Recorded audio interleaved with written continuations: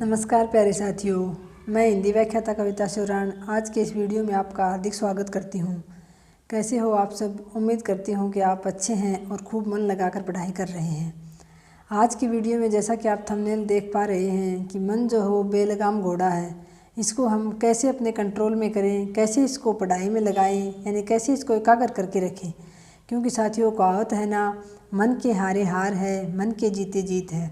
अगर हमारे मन ने ठान लिया है ना, तो अगर मनुष्य जब ठान लेता है ना, तो उसके आगे कोई भी चीज़ मायने नहीं रखती है, चाहे कितनी ही बड़ी कठिनता आए।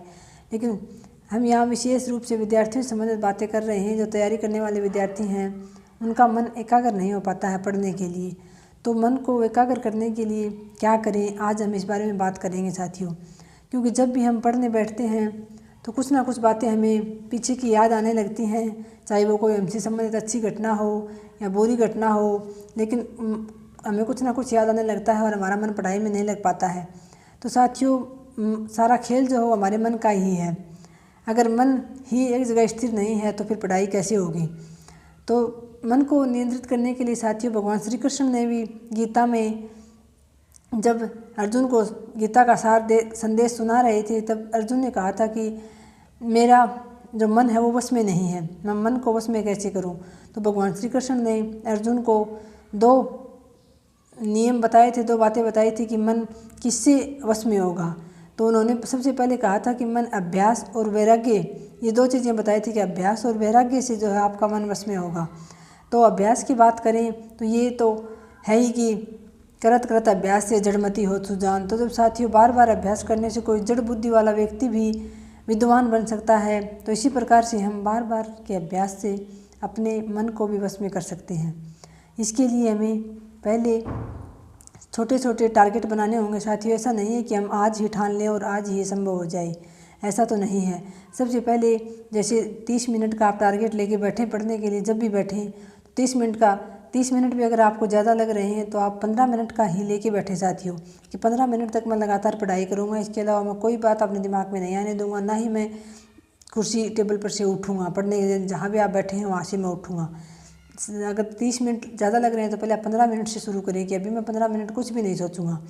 साथियों, बैठोगे आप, बैठते ही तुरंत ही 5 मिनट के अंदर हमारे मस्तिष्क में रील चलने लगती है, पीछे की घटनाएं याद आने लगती हैं, तो मन हमारा भटक जाता है। लेकिन साथियों बार बार उस मन को पकड़ के लाना है। जब भी पढ़ते पढ़ते तुरंत मन कहीं और जाए तो आपको पकड़ के वापस उसको किताब में लगाना है कि मैं क्या पढ़ रहा हूँ, मुझे क्या पढ़ना है, इस बात पर ध्यान देना है। तो मन तो आपका भटकेगा, क्योंकि मन चंचल है साथियों, इसको वश में करना बहुत मुश्किल है। और जिसने मन को वश में कर लिया, ये मानिए उसने सारा जग जीत लिया है। तो उसको बार बार पकड़ पकड़ के आपको किताबों में लगाना है मन को कि नहीं, कहीं नहीं जाना है। 15 मिनट का आप अभ्यास करोगे, दूसरे समय बैठो तो 20 मिनट लेके बैठना कि 20 मिनट से पहले मैं किताब पर से उठूँगा नहीं और ना ही कहीं मन को भटकने दूंगा। तो आपका मन नहीं भटकेगा। आप अभ्यास करोगे बार बार साथियों। 15 मिनट से आप शुरुआत कर सकते हैं और धीरे धीरे आप इस टाइम को बढ़ाते जाएं। और जब भी आप पूरी तरह से आपका मन वश में हो जाएगा साथियों, उसके बाद आपको लगेगा कि पढ़ाई कितनी आसान है। मन को वश में करने के बाद आप पूरी 10 घंटे की पढ़ाई साथियों 3 घंटे में कर सकते हो। जब आपका मन वश में हो, आप एकाग्र होकर पढ़ सकते हो। तो दूसरी जो चीज़ बताई थी भगवान श्री कृष्ण ने, वो था साथियों वैराग्य। जब उन्होंने कहा कि अभ्यास और वैराग्य से मन वश में हो जाएगा, तो अर्जुन ने कहा कि जब अभ्यास से ही हमारा मन वश में हो जाएगा तो वैराग्य का क्या मतलब, फिर वैराग्य का क्या महत्व है। तो श्री कृष्ण ने कहा था वैराग्य का मतलब होता है साथियों अपने इंद्रियों को वश में करना। यानी पहले हमने अपने मन को वश में कर लिया है, उसके बाद अपने इंद्रियों को वश में करना। अब वैराग्य श्री कृष्ण भगवान ने इसलिए बताया था कि मन आपने एक बार अभ्यास से कर तो लिया वश में, लेकिन ज़रूरी नहीं है कि वो अभ्यास आप करते रहोगे तो वश में ही रहेगा, क्योंकि बार बार भटकाने वाली चीज़ें मिलेंगी आपको। तब वैराग्य तब जरूरी है कि आपका मन फिर से ना भटके, इसके लिए वैराग्य जरूरी है। वैराग्य का मतलब हुआ साथियों अपनी इंद्रियों को वश में करना। अब आपका उदाहरण लें, हमारा उदाहरण लें, जैसे तैयारी करने का। तो आपने कोई वीडियो चलाया यूट्यूब पर या ऐप पर, कहीं भी साथियों आप कोई वीडियो देख रहे हो, तो वीडियो के दौरान बीच में कोई ऐड आ गई, ऐसी कोई गाने की ऐड आ गई या कोई पिक्चर की ऐड आ गई, तो तुरंत आपका मन वहाँ से भटक जाता है और आप फिर वो देखने लगते हो। तो साथियों अगर आपने ठान रखा, आपकी इंद्रियां वश में हैं कि आपको वहाँ नहीं भटकना है, आपने ये सोच रखा है, तो साथियों आप कुछ भी नहीं चलाओगे। या फिर जैसे आप बुक ही लेकर बैठे हो, पढ़ने बैठे हो, लेकिन पास में ही जैसे कोई दो व्यक्ति बातें कर रहे हैं कुछ भी, या फिर जैसे कोई फ़ोन पर बातें कर रहा है तो आप का बार बार मन वहाँ जाएगा साथियों। लेकिन अगर आपके अंदर वैराग्य उत्पन्न हो गया है कि नहीं, मुझे अपनी इंद्रियों को वश में रखना है, मुझे बार बार भटकना नहीं है, तो साथियों आपका निश्चित रूप से आपका मन और अभ्यास और वैराग्य से आप अपने मन को वश में कर सकते हो साथियों। क्योंकि धीरे धीरे आपको इस टाइम को बढ़ाते जाना है। मन वश में करना साथियों मुश्किल ज़रूर है, लेकिन असंभव नहीं है। ऐसे ही तैयारी होती है। शुरुआत में सभी का मन ऐसे ही भटकता है बार बार, लेकिन बार बार के अभ्यास से हम मन को वश में कर सकते हैं।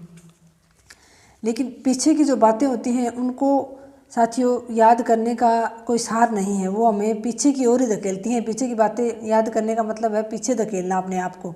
पीछे की बातें याद ना करते हुए साथियों आगे की सोचकर भविष्य की, सुंदर भविष्य की कल्पना करते हुए कि हाँ, आज मैं तैयारी कर रहा हूँ, कल को मेरी जॉब लग जाएगी, मेरी लाइफ सेट हो जाएगी, उसके बाद कितना अच्छा होगा, इस बात को अनुभव करते हुए साथियों अपने मन को समझाएं, अपने मन को वश में करें, तब आपका मन वश में होगा साथियों। और एक बात और, कम से कम बोलने की कोशिश करें साथियों। किसी के साथ भी बहस करने का तो मतलब ही नहीं है, क्योंकि आप अगर ज़्यादा बोलोगे तो आपकी जो क्षमता है एक प्रकार से याददाश्त की, वो भी कम होती है साथियों, और किसी के साथ बहस करने का कोई नतीजा निकलता नहीं है।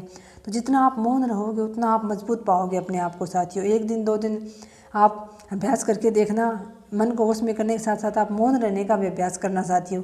जहाँ बहुत अधिक ज़रूरत हो वहीं बोलना, फिर आप देखोगे कि आपके अंदर दुगनी ताकत आ जाएगी। एक तो आपका मन वश में हो जाएगा अभ्यास से, और साथियों ये सिर्फ और सिर्फ अभ्यास से ही संभव है, अभ्यास के बिना ऐसा संभव नहीं है।